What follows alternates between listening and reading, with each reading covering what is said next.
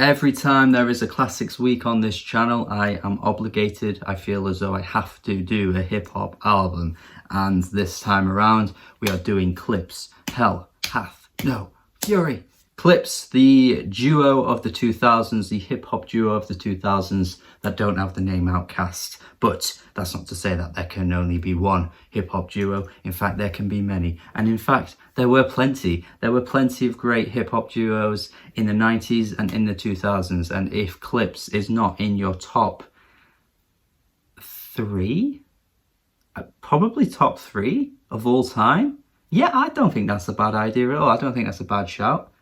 Then you're a fool. Top three. I'm saying it now. We're doing Hell Hath No Fury today, and it might not even be their best one. If we're counting their mixtapes too, I think they have an even better one than this one. But this is certainly their most iconic one, their most hooked up one, and easily deserving the label of their best album or mixtape. So why the hell not do it? And let's be honest, it has some of their most iconic songs on it ever too.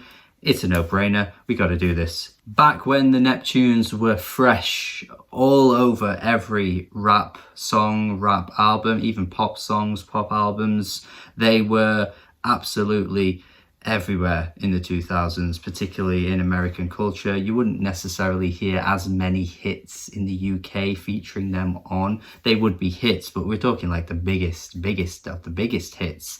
I mean, we had like, you know, Gareth Gates and Will Young and Hearsay,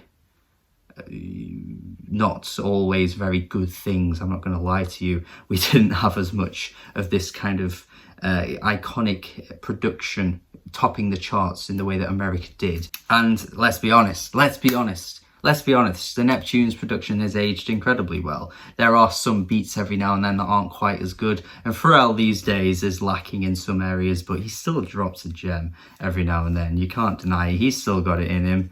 But if you're talking them in their prime, you can't go wrong with beats on this album, particularly that first beat. It's got that typical drum pattern loop that they are pretty well known for and pretty familiar with, aren't they? They do drum beats like this quite a lot in their beat selections, and every time it gets me, man. This beat is so good. You've got the absolutely exceptional choruses across this album of Mama I'm Sorry. This chorus, man, there's just such a coolness in the vocals here. Mama, I'm so sorry. I'm so obnoxious. With the way that they bring in like the cold verses coming from Push and Malice. I think he goes by No Malice now. I think he went through a bit of a Christian phase and decided to go the opposite and become No Malice, which it's kind of corny, honestly. I think he could have just kept his name, to be fair. But anyway, yeah, like these guys come through with some really piercing and cold, ice cold verses where they're telling you as things are. They're very braggadocious, but they're very slick about it.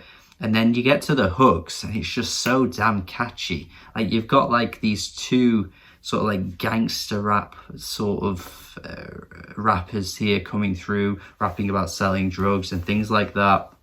But then they hit the hooks and my God, they know how to bloody bring a hook. This is what is so impressive about Clipse. They were able to marry the kind of cold, hard shit with the verses with the incredibly catchiness of what you can get from a pop rap tune. And I think that's what makes them so successful. I think that's what makes the songs stand out so much and have aged exceptionally well too. Womp Womp is one of the best examples of this, kind of like a sort of like a Middle Eastern vibe to the beat, I guess you could call it. And then the chorus with the womp womp, what it do, what it do. I mean, you just can't go wrong with the womp womp, can you? You can't go wrong with the womp womp.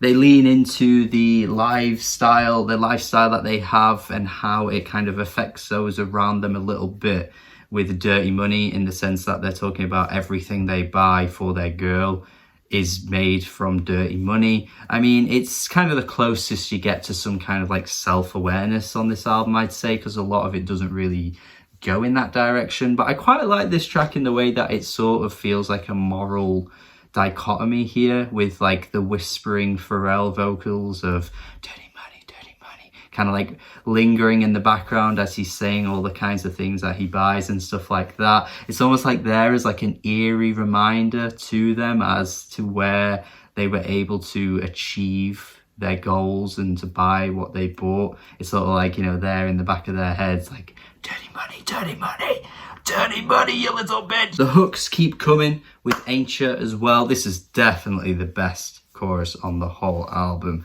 Oh man, this song is so catchy. It is such a jiggy little dancer, you know what I mean?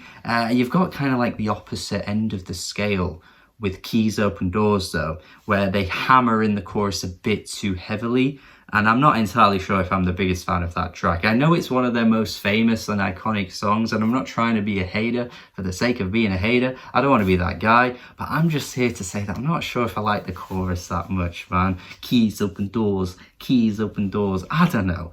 But in terms of the hooks on this album, that for me is the only slight miss. Everything else, particularly Ancient, is a smash hit. Even Shovel in a Snowman, Call Me Frosty doesn't even harm Ride Around Shining, which should do, because that's kind of a corny as fuck line, but it still works too. If we're talking about this album though, we've got to talk about Mr. Me Too.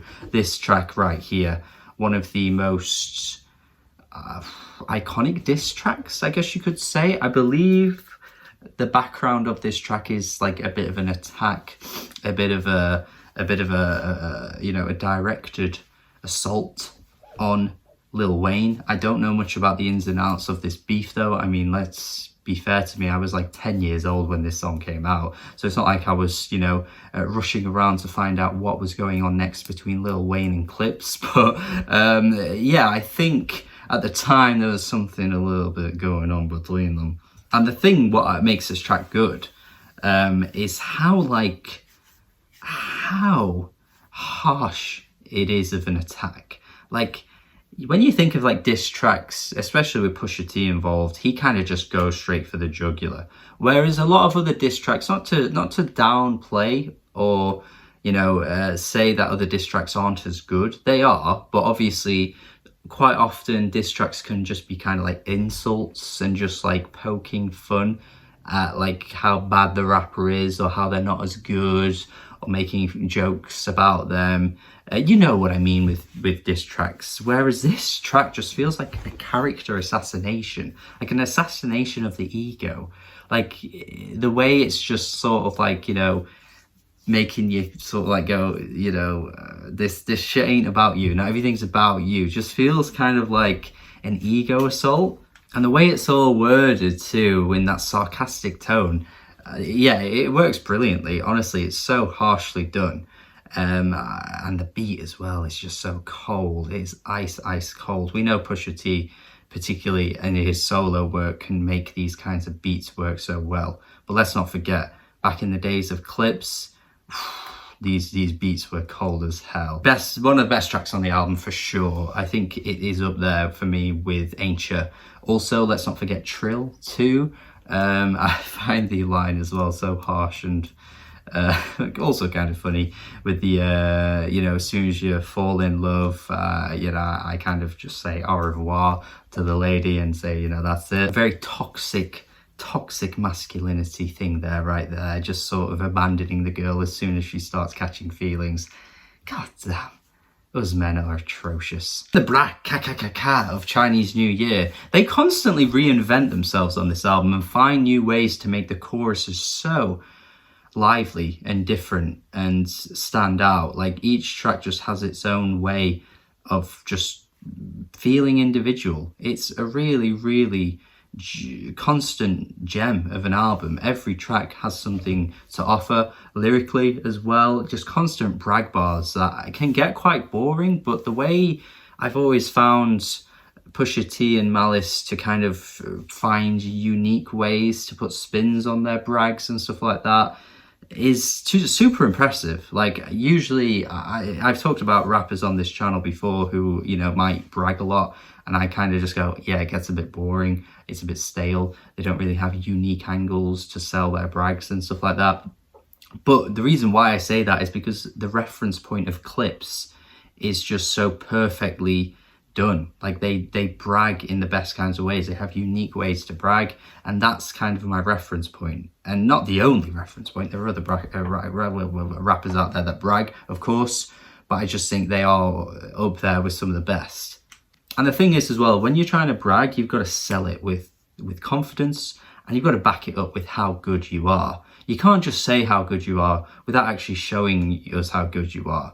I don't think that really works, does it? But when you listen to these songs and listen to how well it's aged, listen to how catchy it all is, and listen to how fun it is for the most part too, you know, they've got a great reason to brag. It's not even their only fantastic album too. So when you hit that point where you're dropping classics on classics, you know, you've got more than enough reason to brag. So that is why Clipse earned their right, and they earned their right to be a part of my classic review series. And Hell Hath No Fury is a certified classic. So that's it. Thank you for watching my review. Hopefully you enjoyed what I had to say. Hopefully you agree with me as well. Thank you as always. Do let me know your thoughts in the comments. Subscribe if you haven't already. If this is the first time you're watching me, that would be fantastic. Do have a good day, and goodbye.